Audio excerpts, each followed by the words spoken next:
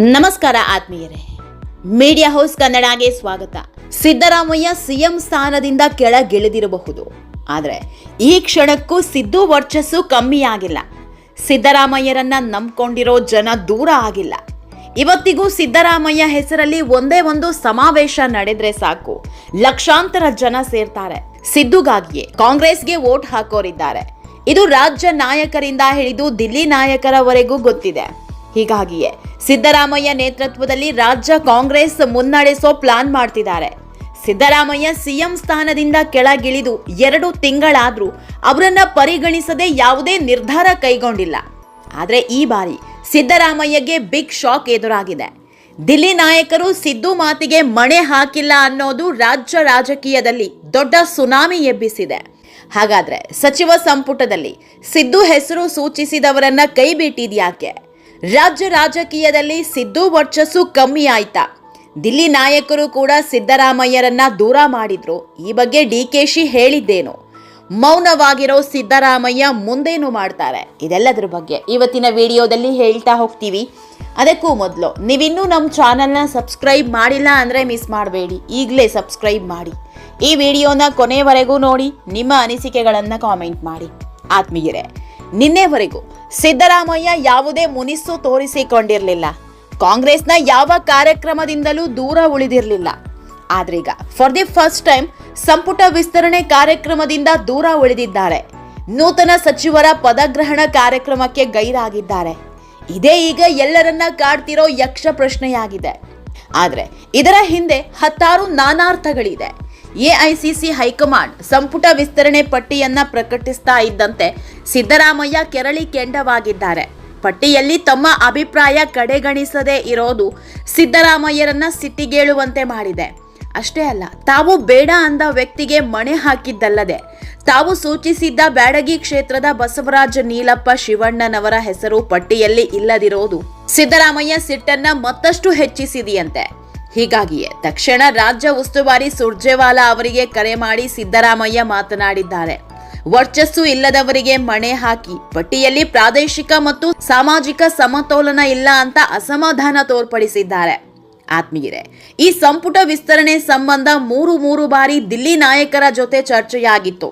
ಆ ವೇಳೆ ಸಿದ್ದರಾಮಯ್ಯ ಉಮಾಶ್ರೀ ಹೆಸರನ್ನ, ಸಿಎಂ ಡಿಕೆ ಶಿವಕುಮಾರ್ ಲಕ್ಷ್ಮೀ ಹೆಬ್ಬಾಳ್ಕರ್ ಹೆಸರನ್ನ ಸೂಚಿಸಿದ್ರು ಎನ್ನಲಾಗಿದೆ. ಇಬ್ಬರಲ್ಲೂ ಒಮ್ಮತ ಬಾರದ ಕಾರಣ ಹೈಕಮಾಂಡ್ ಗಾಯತ್ರಿ ಶಾಂತೇಗೌಡ ಹೆಸರನ್ನ ಪರಿಗಣಿಸಿತ್ತು. ಆದ್ರೆ ಪರಿಷತ್ನಲ್ಲಿ ಈಗಾಗಲೇ ಡಾಕ್ಟರ್ ಯತೀಂದ್ರ ಸಿದ್ದರಾಮಯ್ಯ ಪ್ರಾತಿನಿಧ್ಯ ಇದೆ. ಜೊತೆಗೆ ಯತೀಂದ್ರ ಹಾಗೂ ಗಾಯತ್ರಿ ಕೂಡ ಇಬ್ಬರು ಕುರುಬ ಸಮುದಾಯದವರೇ. ಪರಿಷತ್ನಿಂದ ಇಬ್ಬರನ್ನು ಕುರುಬ ಸಮುದಾಯದವರನ್ನೇ ಸಚಿವರನ್ನಾಗಿ ಮಾಡೋದು ಬೇಡ, ಗಾಯತ್ರಿ ಅವರಿಗೆ ಅವಕಾಶ ಕೊಟ್ರೆ ತಪ್ಪಾಗುತ್ತೆ ಅನ್ನೋದು ಸಿದ್ದರಾಮಯ್ಯಗೆ ಅರಿವಾಗಿದೆ. ಹೀಗಾಗಿ ಗಾಯತ್ರಿ ಅವರನ್ನ ತಮ್ಮ ನಿವಾಸಕ್ಕೆ ಕರೆಸಿಕೊಂಡ ಸಿದ್ದರಾಮಯ್ಯ ಪ್ರಮಾಣ ವಚನ ಸ್ವೀಕಾರ ಮಾಡದಂತೆ ಸೂಚಿಸಿದ್ರು. ಜೊತೆಗೆ ಈ ಸ್ಥಾನಕ್ಕೆ ಉತ್ತರ ಕರ್ನಾಟಕದ ಕುರುಬ ಸಮುದಾಯದ ಪ್ರಾತಿನಿಧ್ಯ ಸಿಗಲು ನೀಲಪ್ಪ ಶಿವಣ್ಣ ಅವರ ಹೆಸರನ್ನ ಪರಿಗಣಿಸುವಂತೆ ವರಿಷ್ಠರಿಗೆ ದೂರವಾಣಿ ಮೂಲಕ ಸಲಹೆ ಮಾಡಿದ್ದಾರೆ. ಆದ್ರೆ ಸಿದ್ದರಾಮಯ್ಯ ಅವರ ಈ ಸಲಹೆಯನ್ನ ಹೈಕಮಾಂಡ್ ಒಪ್ಪೋದಕ್ಕೆ ರೆಡಿ ಇಲ್ಲ. ಒಂದು ವೇಳೆ ಗಾಯತ್ರಿ ಅವರಿಗೆ ಸಚಿವೆ ಸ್ಥಾನ ನೀಡಬಾರದು ಅನ್ನೋದಾದ್ರೆ ಪರಿಷತ್ ಸದಸ್ಯರಾದ ಎನ್ಎಸ್ ಬೋಸರಾಜ ಹೆಸರನ್ನ ಪರಿಗಣಿಸಿ ಅಂತ ಸೂಚನೆ ನೀಡಲಾಗಿದೆ. ಆದ್ರೆ ಇಲ್ಲೂ ಒಂದು ತೊಡಕಾಗಿದೆ. ಒಂದು ವೇಳೆ ಬೋಸರಾಜುಗೆ ಮಣೆ ಹಾಕಿದ್ರೆ ಡಿಕೆಶಿ ಸಂಪುಟದಲ್ಲಿ ಮಹಿಳಾ ಪ್ರಾತಿನಿಧ್ಯವೇ ಇಲ್ಲದಂತಾಗುತ್ತೆ ಅನ್ನೋ ಕಾರಣಕ್ಕೆ ಗಾಯತ್ರಿ ಅವರಿಗೆ ಸಿಗದ ಮಂತ್ರಿ ಸ್ಥಾನವನ್ನ ಇನ್ನೂ ಖಾಲಿ ಉಳಿಸ್ಕೊಂಡಿದ್ದಾರೆ. ಸದ್ಯಕ್ಕಂತೂ ಡಿಕೆಶಿ ಸಂಪುಟದಲ್ಲಿ ಒಬ್ಬ ಮಹಿಳಾ ಸಚಿವೆಯರು ಇಲ್ಲದಂತಾಗಿದೆ. ಆತ್ಮೀಯರೇ, ಸಂಪುಟ ವಿಸ್ತರಣೆ ಸರ್ಕಸ್ ಶುರುವಾಗಿ 2 ತಿಂಗಳೇ ಆಗಿತ್ತು. 3-4 ಬಾರಿ ರಾಜ್ಯ ನಾಯಕರ ಜೊತೆ ಸಭೆ ಮೇಲೆ ಸಭೆ ನಡೆಸಿದ್ರು. ಆದ್ರೆ ಪಟ್ಟಿ ಅಂತಿಮಗೊಳಿಸುವಲ್ಲಿ ಎಐಸಿಸಿ ಹೈಕಮಾಂಡ್ ತನ್ನದೇ ಮಾನದಂಡವನ್ನ ಅನುಸರಿಸಿದೆ. ಈ ಮೂಲಕ ತಾನೇ ಸುಪ್ರೀಂ ಅನ್ನೋದನ್ನ ವರಿಷ್ಠರು ಸಾಬೀತುಪಡಿಸಿದ್ದಾರೆ. ಮೊದಲಿಗೆ ಎಸ್ ಮಲ್ಲಿಕಾರ್ಜುನ ಹೆಸರನ್ನ ಕೈಬಿಡಲಾಗಿತ್ತು. ಆದ್ರೆ ಒಕ್ಕಲಿಗ ಸಮುದಾಯಕ್ಕೆ 6 ಸ್ಥಾನ ಕಲ್ಪಿಸಿ ಲಿಂಗಾಯತರನ್ನ 5 ಸ್ಥಾನಕ್ಕೆ ಉಳಿಸಿದ್ರೆ ತಪ್ಪು ಸಂದೇಶ ಹೋಗುತ್ತೆ ಅನ್ನೋ ಕಾರಣಕ್ಕೆ ತೀರ್ಮಾನ ಬದಲಾಯಿತು. ಮಂಕಾಳ್ ವೈದ್ಯ ಅವರಿಗೆ ಕೋಕ್ ನೀಡಿ ಮಲ್ಲಿಕಾರ್ಜುನ ಅವರಿಗೆ ಮಣೆ ಹಾಕಲಾಯಿತು. ಈ ಮಧ್ಯೆ ನಾಯಕರು ಹಾಗೂ ಶಾಸಕರ ಅಸಮಾಧಾನಕ್ಕೂ ಎಐಸಿಸಿ ವರಿಷ್ಠರು ಡೋಂಟ್ ಕೇರ್ ಅಂದಿದ್ದಾರೆ. ಅತೃಪ್ತರ ಮನವೊಲಿಸಲು ಕೆಪಿಸಿಸಿ ಅಧ್ಯಕ್ಷರಿಗೆ ಟಾಸ್ಕ್ ನೀಡಿದ್ದಾರೆ. ಮನವೊಲಿಕೆ ಪ್ರಯತ್ನ ಮಾಡಿ ಒಂದು ವೇಳೆ ಒಪ್ಪದೆ ಯಾರಾದ್ರೂ ರಾಜೀನಾಮೆ ಕೊಟ್ಟರೆ ಸ್ವೀಕರಿಸಿ ಅಂತ ಹೈಕಮಾಂಡ್ ಖಡಕ್ ಸಂದೇಶ ನೀಡಿದೆಯಂತೆ.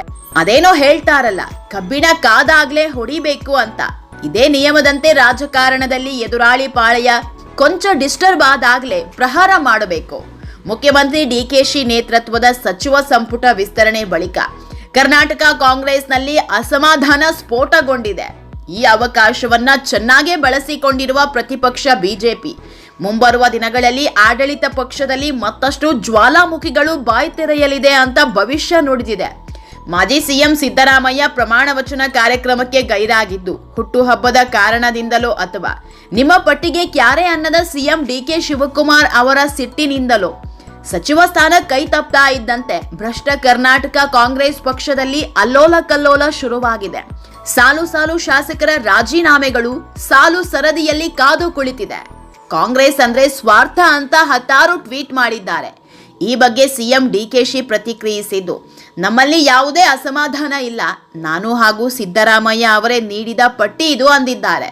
ಯಾರು ಏನೇ ಹೇಳಲಿ, ಕಾಂಗ್ರೆಸ್ನಲ್ಲಿ ಬಿರುಗಾಳಿ ಎದ್ದಿರೋದು ಸತ್ಯ. ಇದನ್ನ ಹೇಗೆ ತಣ್ಣಗೆ ಮಾಡ್ತಾರೆ ಕಾದ್ ನೋಡಬೇಕು.